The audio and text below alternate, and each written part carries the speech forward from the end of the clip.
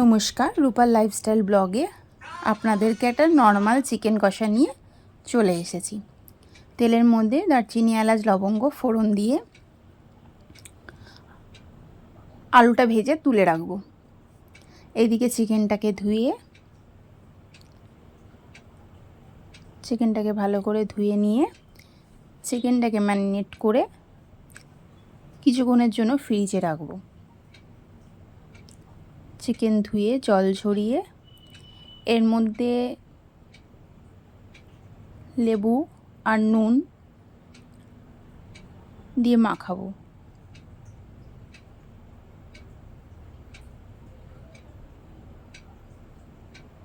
এইভাবে ম্যারিনেট করে রাখলে সলিড যে চিকেনের পিসগুলো থাকে সেটা পরে গিয়ে ছেবড়া লাগে না, খেতে ভালো লাগে, জুসি লাগে। অনেকেই আমরা সলিড পিসটা পছন্দ করি না এই ছেবড়ার কারণে। এইভাবে একবার করে দেখুন, ছেবড়া লাগবে না। অবশ্যই নুনটা এখন দেবেন, রান্নার সময় আর দেব না। কিছুক্ষণ ফ্রিজে রেখে ফ্রিজ থেকে বার করে নেব। আলুটাকে ভেজে নিয়েছি, পেঁয়াজটাকে লাল লাল করে ভেজে নিয়ে আর আদা, রসুন, কাঁচা লঙ্কা, টমেটো পেস্ট করে নিয়েছি। পেঁয়াজটা ভালো করে ভাজা হয়ে গেলে চিকেনটা ওর মধ্যে দিয়ে চিকেনটাকে ভালো করে ভেজে নেব।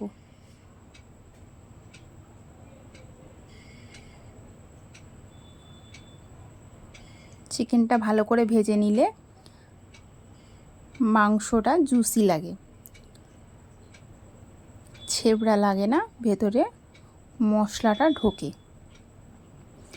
এরপরে মশলাটা যেটা রেডি করে রেখেছিলাম, পেঁয়াজ, আদা, রসুন, টমেটো আর অল্প একটু কাঁচা লঙ্কাও দিয়েছিলাম।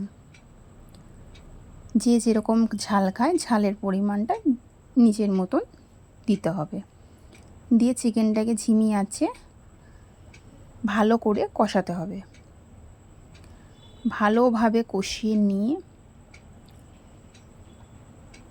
চিকেনটা খুব ভালোভাবে ঝিমি আঁচে ঢাকা দিয়ে 2-4 মিনিট পর পর ঢাকা খুলে ভালো করে নাড়াচাড়া করতে হবে। মাংস দিয়ে তেল বেরিয়ে এসছে। এরপরে হলুদ, লঙ্কার গুঁড়ো,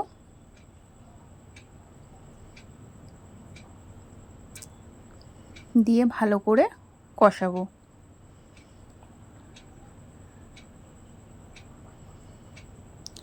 ভালোভাবে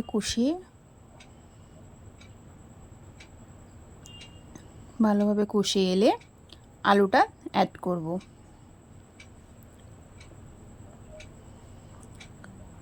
আলুটা দিয়ে ভালো করে কষাবো। গ্যাস মিডিয়াম থাকবে। ভালো করে চিকেনটাকে কষাবো ঢাকা দিয়ে। আর চিকেনের জলের পরিমাণটা যেমন আপনি রাখতে চান সেরকমভাবে জলটাকে গরম করে নেবেন। এটা ভাত খাওয়ার মতন করব, তাই একটু গ্রেভি থাকবে, এরকম পরিমাণে জল অ্যাড করব। আমি চিকেনের মধ্যে আলুটা দিয়ে ঝিমি আঁচ করে ভালো করে কষিয়ে নিয়েছি অনেকক্ষণ ধরে। এরপর কষিয়ে আসার পর আমি এবার এটার মধ্যে জল দেব।